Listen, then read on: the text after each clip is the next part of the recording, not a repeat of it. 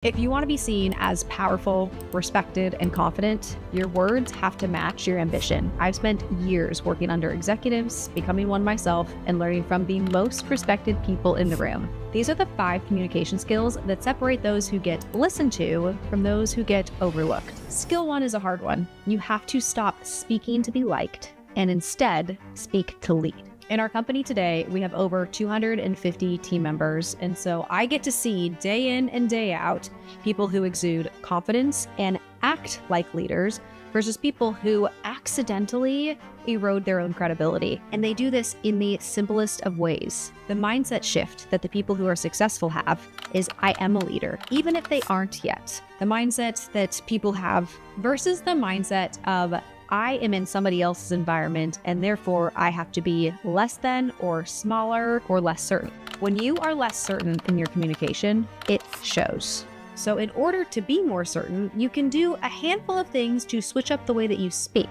One of the most important things that you can do is actually mean what you say and only say things that you are certain of. CEOs, leaders, top executives, they have a point of view. They see themselves, they see their life experiences, and they use where they're at in order to frame what their point of view truly is. And they're confident in that frame. If you want to be able to be more certain in your communication, remember that your point of view is important and you are there for a reason. Now, the simple language tweaks on this are as follows. Qualifying your statements by saying I think or I feel reduces your credibility. Just say what you think or say how you feel. It's obvious through the communication that you are thinking or you are feeling something, but those qualifiers make it seem like you are uncertain. So consciously practice making these language swaps. So instead of saying, I think we should try this, instead say, the best path forward is another example. Instead of saying, I feel like this might work, say, here's a strategy that will get us this result. It is this simple switch, but removing you from the conversation and just stating what you see, how you see it, instantly increases your credibility. Next is number 2, which is that your emotions are making you sound reactive and unsure. We have a saying around here, high emotion, low intelligence. Have you ever noticed the people who are wildly emotional, always talking about what's wrong and being outrageously creative in their storytelling, very rarely have a lot of success around them? They don't have people who are winning around them. They don't have successful business relationships. They don't even have successful businesses, because the more you use emotion, the less you're using logic. Emotion just clouds your decision-making ability, and effective leaders are spectacular. They are gangsters at being able to take a situation, remove emotion, and be able to logically make decisions very quickly. And they trust their decision-making process. The only way you know you can trust your decision-making process is if you have your own internal confidence that you're not being swayed by something based off of the emotion that you have. You're actually being swayed based off of logic, based off of data. Just this week, I had somebody pop off on me and had this whole emotional outburst. It was embarrassing, and it instantly reduced my confidence in this person. Their inability to feel something, to experience something, to have there be a form of rejection in front of them, and be able to handle that with grace, understanding, questions, allowed me to see this person through a very new lens. And that new lens is they make decisions based off of their emotion. And as I looked a little bit further into this, I actually started to see how there was a lack of success in a variety of different areas, which is a key indicator that emotion is used in all sorts of conversations. And instead of creating confidence, it actually erodes people's confidence, which means you cannot be successful, because without other people, as a leader, you're not successful. You actually cannot, by definition, be a leader if other people don't trust and actually follow you. So never let your emotions override your message. One of the visuals I use to help me during emotional situations is I imagine myself being a blade of grass. Follow me on this one. If you have a blade of grass that is horizontal and there is a rock that falls through the blade of grass, the blade of grass isn't going to stay hardened. It's actually going to move with the pressure. It's going to move with the rock, and then it's going to bounce back up to its original shape. Versus if you had a toothpick there. A toothpick, when a rock goes right through it, is going to rake. It's very rigid, it's hard, and it's frail. So in situations, instead of thinking of yourself as somebody who's going to make their point and who's going to prove somebody wrong and get hardened like a toothpick, Imagine that you are a blade of grass, and that situation is just going to fall through you, not because you don't care, but because you're not going to get emotionally involved. You're going to let the data that they're giving you go through you. You're going to let the emotion that they're giving you pass by. And then you're going to respond in the way that you should respond without the tense rigidity of the toothpicks in your life. Next is number 3 and focuses on authority. This is the secret to getting people to stop interrupting you and start actually listening. Great leaders don't speak more. They speak with weight. What about what you're saying actually matters? When you think of every conversation you're in as an opportunity for you to make an impact, you will show up to those conversations differently. Any meeting that you're attending, any conversation you're a part of, it has to matter, because as a leader, you have a million things pulling at your attention. There are no shortage of things on your to-do list, emails that you could be answering, presentations that you could be making, but instead you're in that room for a reason. If you recognize that you have nothing to say and there's no reason for you to be there, leave that conversation. A leader knows where their time is best spent, and they prioritize accordingly. So whenever I walk into a room, I know the reason I'm going into that room. I ask myself, what is my target? When I know I have a target, I have authority going into the room because I'm clear on why I'm there. Most people just go through the motions. They show up. They're not even sure why they're there. They just listen, think about other things, maybe distract themselves, answer emails. That is not what great leaders do. Great leaders know that there are a plethora of problems for them to solve, and their time is going to be spent solving the most important problem. Therefore, their attention and their communication where they are truly does matter. So if you're struggling with authority, reevaluate where you're spending your time. Go into the meetings where you do choose to participate and actually participate. Have a point of view. Use your authority because you've thought through the situation and you know that there's a problem and there's something that you can help with or you need to better understand as a way for you to build up your own authority in your mind. Leaders matter. They drive initiatives forward. So never enter a room where you don't know why you're there and you will all of a sudden have more authority in your communication simply because you took a handful of minutes in order to really understand why your time was best spent there. When participating and leading meetings, you steer the conversation with clear, confident delivery. Next up is number 4, which is to become a question master. You do not need all the answers to lead. You just need to know how to ask the right questions. The best leaders put themselves in a position to solve the most complicated problems in a business. And in order to solve a complicated problem, there has to be some sort of constraint, some level of confusion, and no clear path forward.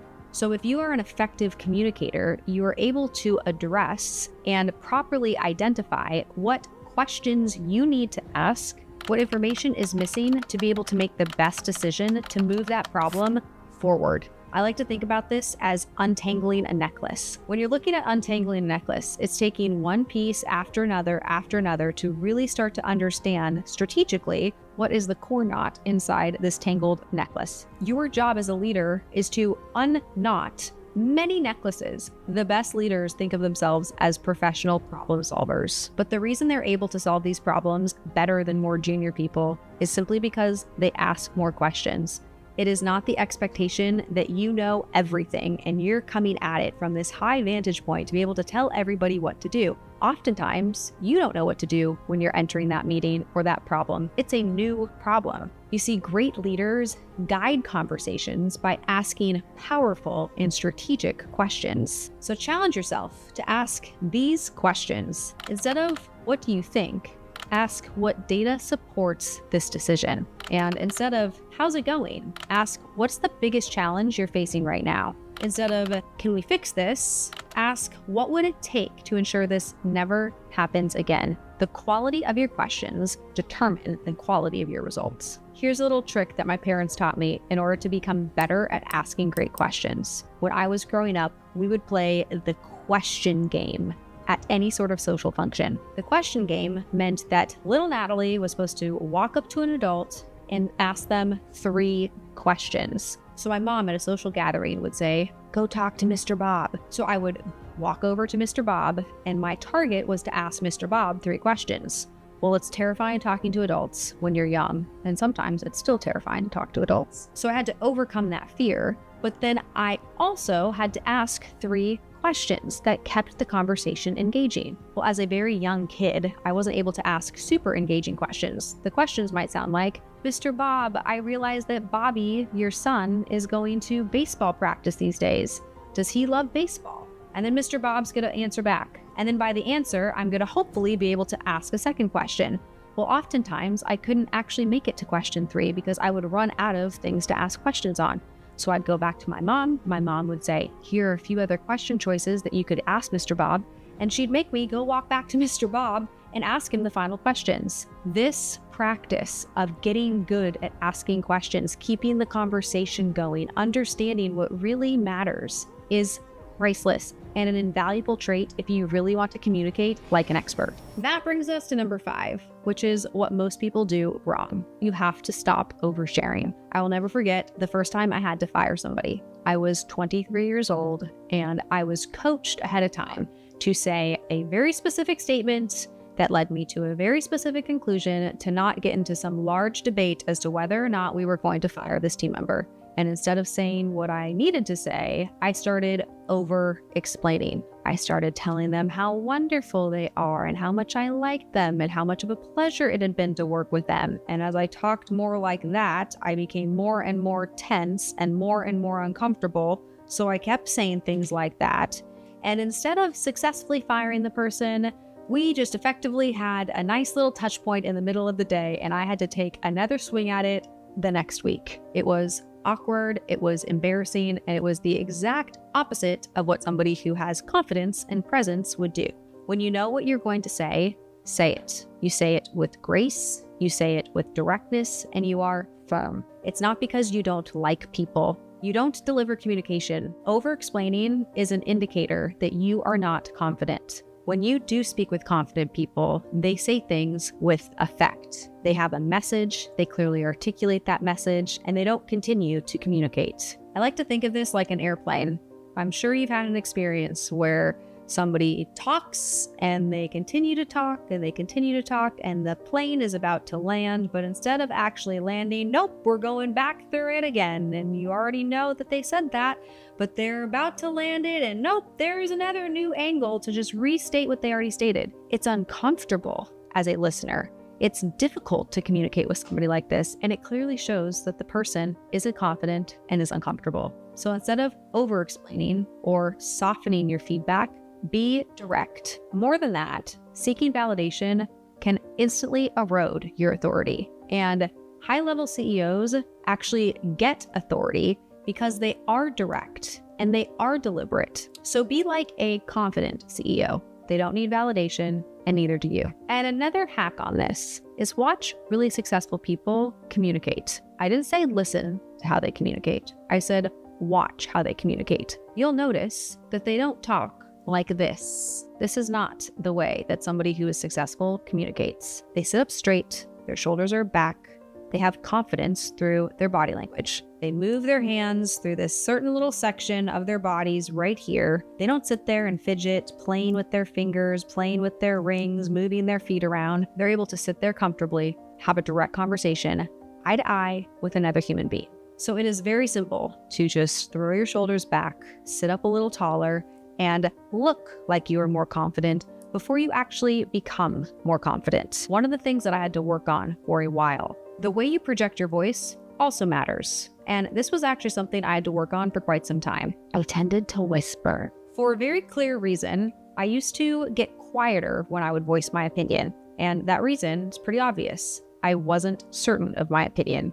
I didn't feel like I could present my idea and be passionate and be excited because I was actually uncertain. And you could tell, not just by the words I was saying, but by the volume that I was using to portray my ideas. So I had to actively work on not talking like this and trying to quiet myself, but by being louder and being more communicative through my body language, but also through the volume which I was speaking. I had to work on this for many months, and it was not a short process. Every single time I would start whispering, I'd have my core team of people tell me, hey, Natalie, you're whispering again. And I'd be like, okay, good to know. I'm going to project. I'm going to get clear on what I'm saying because clarity matters in communication. So when you find you're doing some weird things, putting your shoulders in, starting to whisper, fidgeting, just remember, future you doesn't communicate like that. So fix it in the moment and deliver the effective communication. If you master these 5 skills, I guarantee that you will be able to communicate better than 99% of people. And if you are still feeling stuck, check out my next video that will help you unlock success.